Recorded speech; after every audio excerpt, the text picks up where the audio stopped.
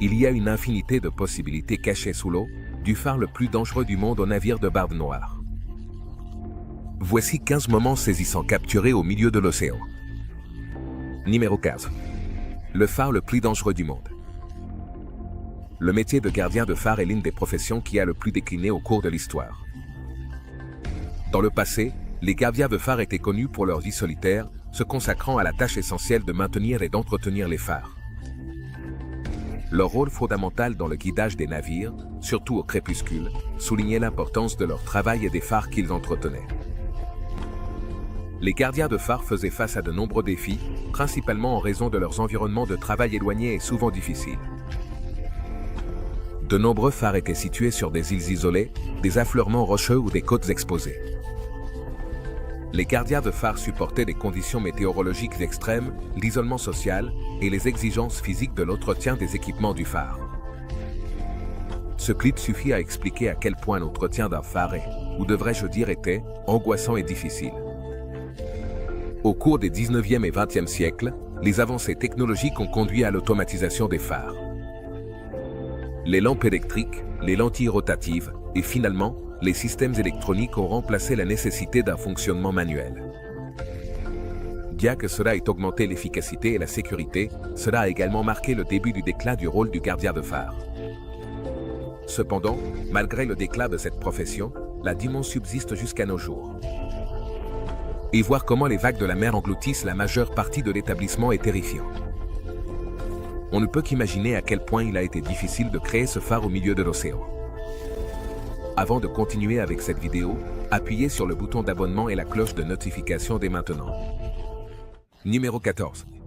Pris en embuscade par des animaux bizarres. Imaginez-vous au milieu de l'océan, profitant du paysage. Vous regardez droit devant vous quand soudain, de fortes éclaboussures d'eau vous entourent. Vous vous arrêtez et vous vous demandez ce qui diable est en train de se passer. Mais vous restez perplexe et impuissant en vue que votre bateau est entouré par d'énormes éclaboussures d'eau créées par quelque chose d'inconnu sous l'océan. Ce clip semble tout droit sorti d'un cauchemar, n'est-ce pas?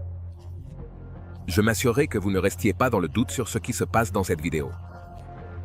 Bien que ce clip semble horrifiant, il y a une explication logique derrière cela. Cette vidéo montre des lamantins, plusieurs d'entre eux sous l'eau, essayant de dissuader ce qu'ils croient être un intrus de leur habitat. Les lamantins, ou vaches marines, sont de grandes créatures au mouvement lent qui habitent principalement dans les eaux chaudes et peu profondes des côtes et rivières d'Amérique. Ce sont des herbivores. Ils broutent principalement des herbes marines, des plantes aquatiques et d'autres végétations.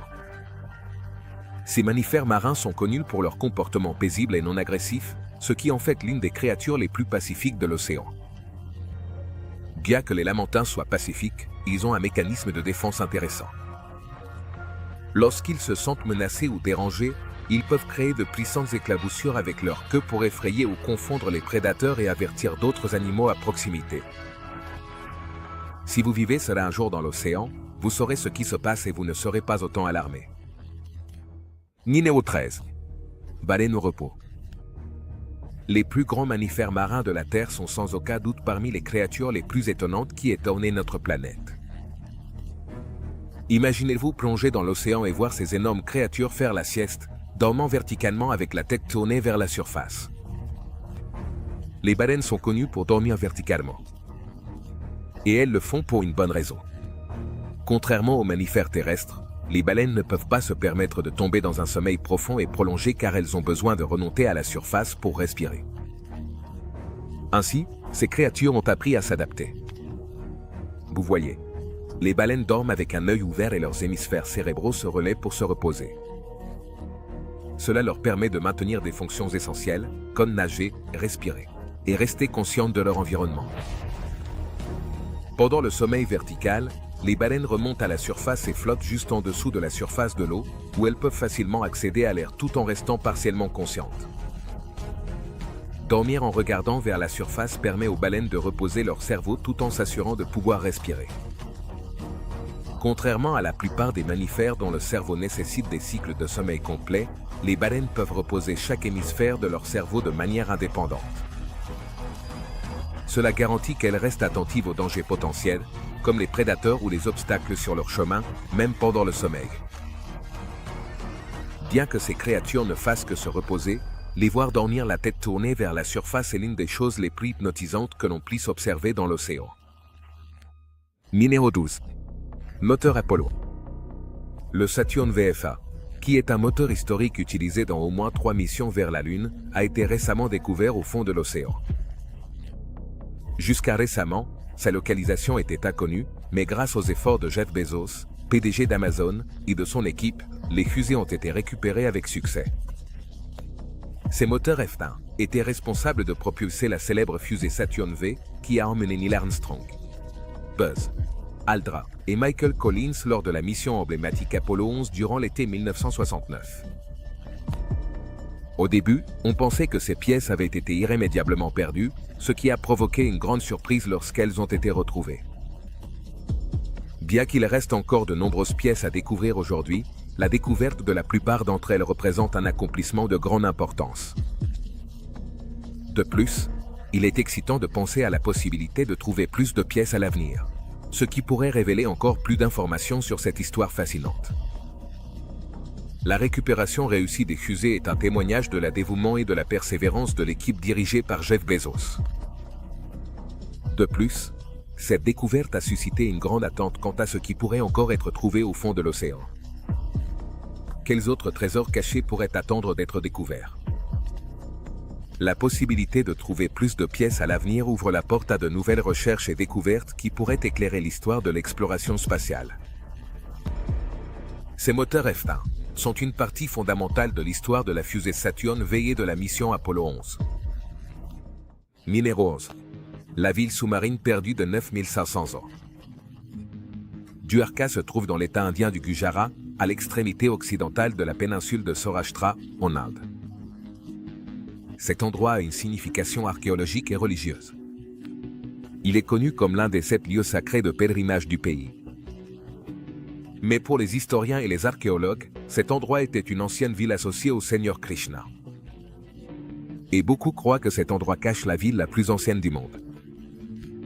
De manière similaire à la légende de la ville perdue de l'Atlantide, on pense qu'il existe une ville perdue dans cette région, qui est maintenant submergée sous l'eau.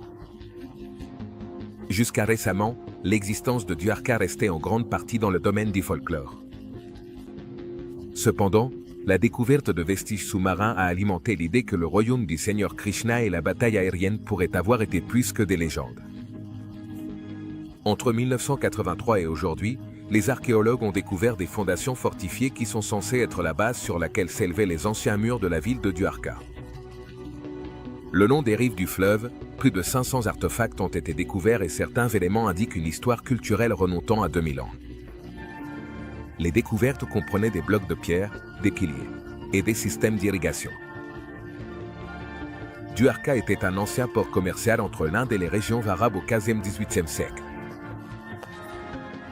Les archéologues prévoient une excavation sous-marine pour découvrir les fondations des anciennes murailles de la ville. Numéro 10. L'anomalie de la mer Baltique. L'anomalie de la mer Baltique se trouve dans la mer Baltique, entre la Suède et la Finlande. Elle a été découverte en 2011 par une équipe d'explorateurs océaniques dirigée par Peter Lindberg et Denny Asberg. Cette découverte est l'une des trouvailles sous-marines les plus particulières à ce jour. Ce qui rend cette anomalie si intrigante, c'est son aspect inhabituel. Elle est souvent décrite comme un énorme objet en forme de disque d'un diamètre d'environ 200 pieds. L'un des premiers mystères entourant cette anomalie est son origine. Certaines théories suggèrent qu'il pourrait s'agir d'une formation géologique naturelle, comme un dépôt glaciaire ou un affleurement rocheux. Cependant, d'autres croient qu'il pourrait s'agir de quelque chose de plus extraordinaire, comme une épave coulée, un ovni submergé ou même un ancien artefact archéologique. Or, ce qui est le plus étrange dans cette supposée formation sous-marine, ce sont ses caractéristiques uniques. Par exemple, elle a une marque distinctive ressemblant à une traînée derrière elle, ce qui suggère qu'il pourrait avoir glissé ou dérapé sur le fond de l'océan avant de se poser dans sa position actuelle. Ce détail a suscité des spéculations sur son origine potentiellement artificielle. Au fil des années, des expéditions ont été menées pour recueillir plus d'informations et des échantillons de l'anomalie. Cependant, les conditions et la nature de l'objet ont compliqué les recherches. Certains experts rejettent son existence comme un phénomène naturel, mais d'autres croient qu'il a été créé par une ancienne civilisation inconnue. Est-ce une œuvre de l'homme ou de la nature? Donnez votre avis. Numéro 9. Le mystérieux Marie Céleste. Le 4 décembre 1872, des marins ont aperçu le navire marchand américain Marie Céleste, à la dérive dans l'océan Atlantique. Il n'y avait pas une âme à bord et aucune trace de l'équipage original du navire n'a été trouvée. Alors, qu'est-il arrivé à l'équipage du Marie Céleste? C'est la grande question. Il n'y avait aucun signe de lutte ou de violence à bord. Leurs effets personnels, y compris des objets de valeur et des documents importants, ont été laissés derrière. C'est comme s'ils s'étaient volatilisés dans l'air. Le navire a été trouvé par un autre bateau appelé Negra dont l'équipage a vu le Marie Céleste se balancer à la dérive. Ils sont montés à bord et ont immédiatement perçu que quelque chose n'allait pas. La seule chaloupe de sauvetage du navire avait disparu mais il n'y avait qu'un peu d'eau dans la cale. Aucun signe de lutte ou d'attaque de pirates n'a été trouvé. Il n'y a aucune preuve de mutinerie ou de dispute entre l'équipage. Certaines théories suggèrent que le mauvais temps a forcé l'équipage à abandonner temporairement le navire. Cependant, pourquoi ne sont-ils pas revenus sur le navire intact? La chaloupe de sauvetage a disparu, mais elle n'a pas été utilisée à la hâte. Une théorie populaire est un problème avec la cargaison du navire, qui était de l'alcool industriel. Certains pensent que les vapeurs d'alcool auraient pu s'accumuler, ce qui a poussé l'équipage à craindre une explosion et à abandonner le navire, bien que l'alcool n'ait pas d'antécédent de combustion spontanée. À ce jour, le mystère du Marie Céleste persiste, restant une énigme en haute mer. Numéro 8. Orbe doré mystérieux à l'aspect de peau. En septembre de cette année, des chercheurs ont découvert quelque chose de mystérieux au large de la côte pacifique de l'Alaska, un mystérieux orbe doré, qui était potentiellement un œuf pondu par une créature marine inconnue. L'objet intrigant avec une coque centrale a été localisé à une profondeur d'environ 2 miles par un explorateur sous-marin télécommandé. Des scientifiques de l'Administration nationale océanique et atmosphérique des États-Unis ont fait cette découverte et effectuent actuellement des tests et des analyses ADN pour déterminer ce qu'est réellement l'œuf doré. Les scientifiques de la NOAA ont quelques théories. Ils pensent qu'il pourrait s'agir de l'œuf incubé d'une créature marine inconnue ou peut-être d'une éponge marine. Pour percer ce mystère, ils effectuent des tests et des analyses ADN.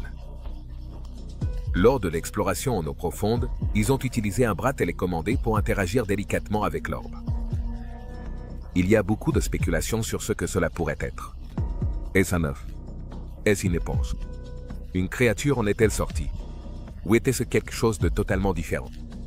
Les scientifiques effectuent des tests ADN pour découvrir à quelle famille de vie marine appartient cet orbe doré. Mais pour l'instant, la classification de celui-ci pourrait rester inconnue pour nous. Après tout, identifier l'espèce exacte pourrait être un peu compliqué, car nous n'avons pas séquencé toute la vie marine existante. Peut-être que cet orbe doré deviendra un autre mystère sous-marin durable. Numéro 7. Le monument de Yonaguni. Le monument de Yonaguni est une série de formations rocheuses. Certaines d'entre elles atteignant la hauteur impressionnante de 82 pieds. On pense que ces structures mégalithiques ont plus de 10 000 ans et se trouvent à des profondeurs comprises entre 16 et 131 pieds. Elles ont été découvertes initialement par un plongeur japonais qui a soutenu que cette formation sous-marine a été créée par une civilisation inconnue. Cependant, la plupart des gens ne sont pas d'accord avec cette affirmation. Certains experts soutiennent que ces structures sont des formations rocheuses entièrement naturelles, façonnées par l'érosion, les courants et d'autres processus naturels. Et bien que d'autres croient fermement que le monument de Yonaguni est une structure créée par l'homme, il n'y a pas suffisamment de preuves pour confirmer cela. Ainsi, les sceptiques se tournent vers des explications géologiques qui suggèrent que le monument de Yonaguni est le résultat de processus géologiques naturels. Ils soutiennent que les formes de la roche pourraient être attribuées à des fractures, des déplacements tectoniques et aux puissantes forces des courants sous-marins qui ont sculpté ces formations au fil des millénaires.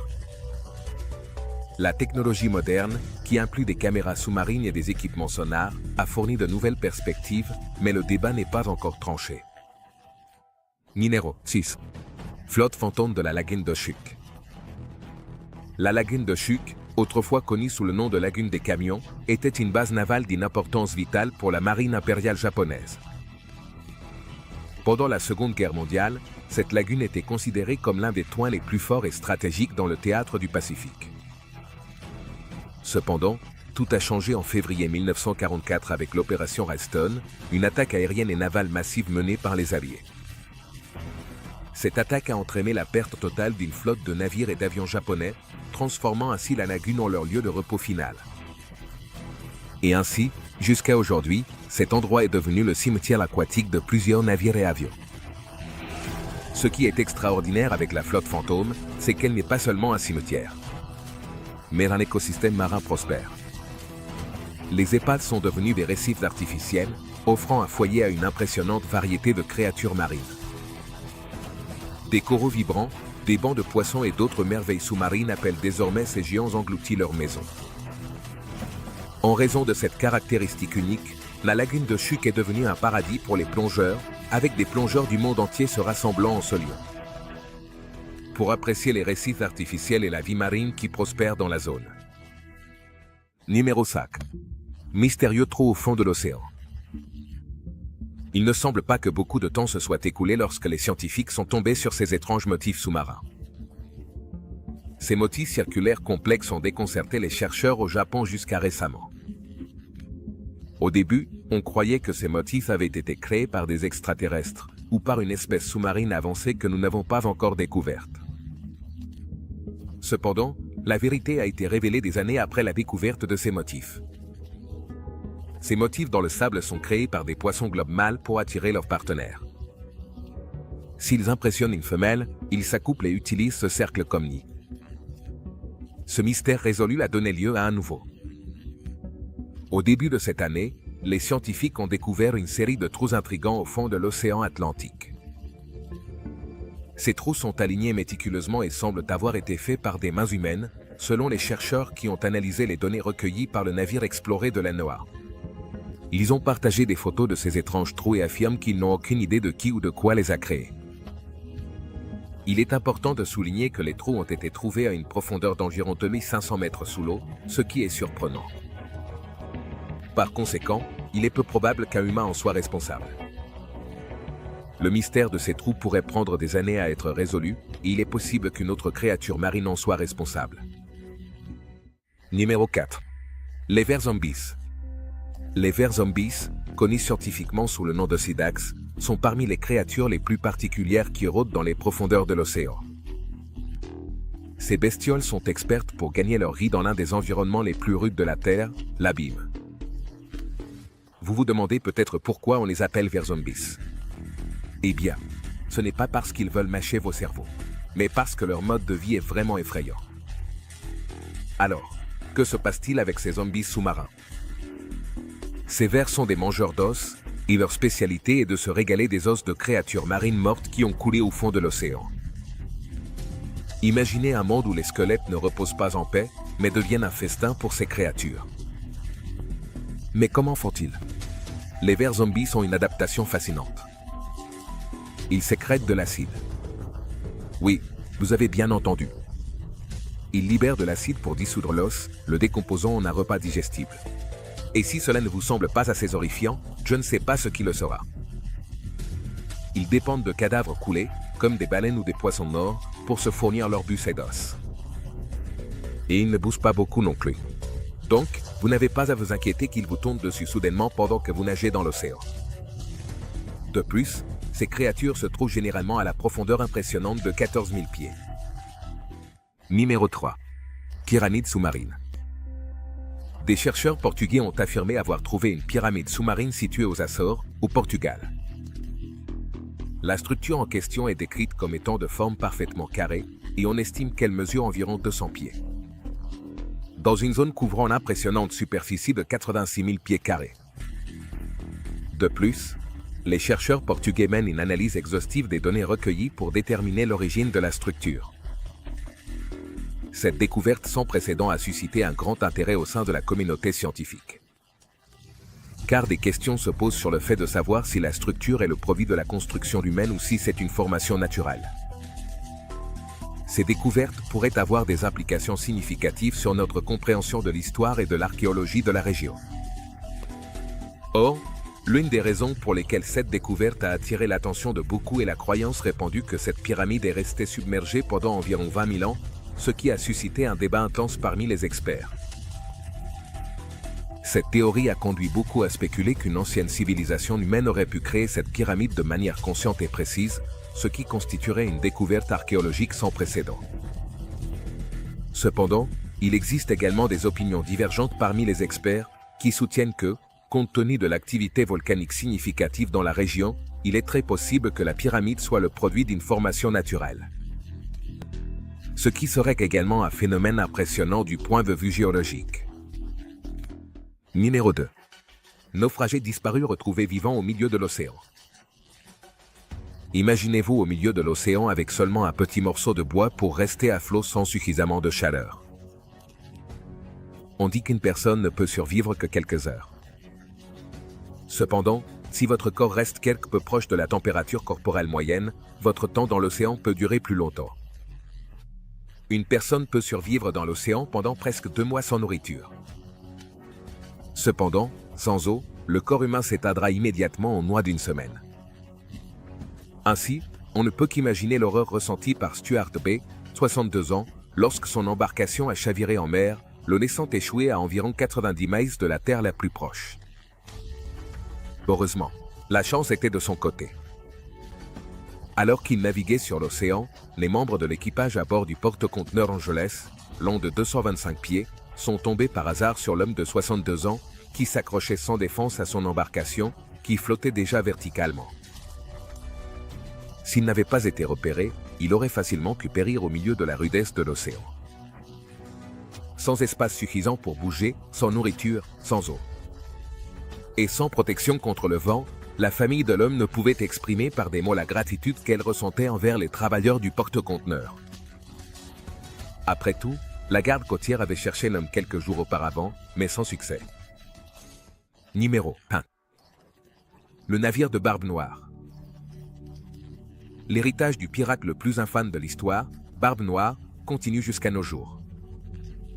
Pas tant pour les amateurs d'histoire, mais pour les innombrables créations de fiction mettant en scène ce légendaire pirate. Si c'est la première fois que vous entendez parler de lui, Barbe Noire, dont le vrai nom était Edward Teach, était un célèbre pirate anglais qui terrorisait la mer des Caraïbes et la côte de l'Amérique coloniale au début du XVIIIe siècle. Il est également connu pour son célèbre navire, le Queen Anne's Revenge. C'est pourquoi. Le 20 novembre 1996, beaucoup furent déconcertés lorsque des explorateurs découvrirent un groupe de canons et d'ancres au fond de la mer, près de la crique historique de Beaufort. Ce qui est étonnant, c'est le fait que les canons et autres artefacts trouvés dans la zone appartenaient ni plus ni moins qu'au fameux Barbe Noire. Les artefacts du XVIIIe siècle, 9 canons et 2 grandes ancres, ont été utilisés par nul autre que Barbe Noire lui-même. Et ainsi, l'héritage de ce pirate continue jusqu'à nos jours. Merci de nous avoir regardés. À la prochaine.